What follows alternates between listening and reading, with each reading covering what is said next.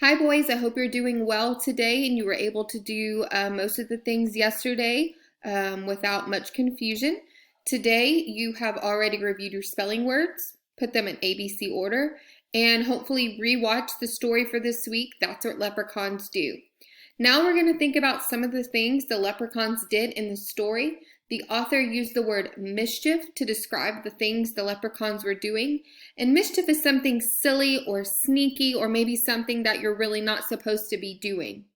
In the story, there were three main things that the leprechauns did that were considered mischief. Today, we're going to write a sentence, draw a picture, however you want to let me know that you remember what the leprechauns did. I've got some words on the screen now to help you remember if you're having a little bit of trouble. The first one is cow. So think about the cow in the beginning of the story, and I'm going to write a word to help you maybe remember the cow, and it had something to do with red paint. Can you think about what the leprechauns did to the cow that involved red paint? The next thing was long johns, and long johns are kind of another word for pants. You might wear them under your jeans during the winter when it's really, really cold. And in the story, the leprechauns came upon some long johns or another pair of pants, and they were in the bushes. Can you think about what the leprechauns did in the story to the long johns or pants that were in the bushes? And the last thing had to do with Birdie the hen.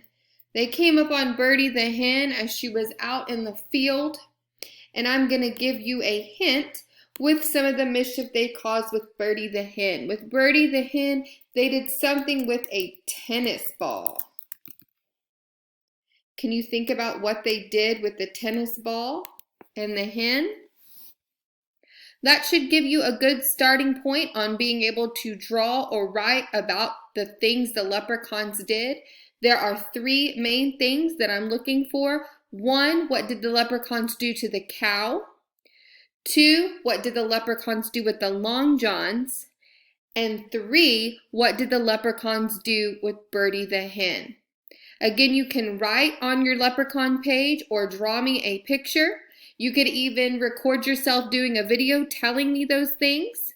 You can either upload it back into Google Classroom by clicking the Turn In button and uploading your file, or you can just upload it to an email and have mom or someone else help you send it to me. Let me know if you have any questions or you don't understand how to do something. I am here all day to help you.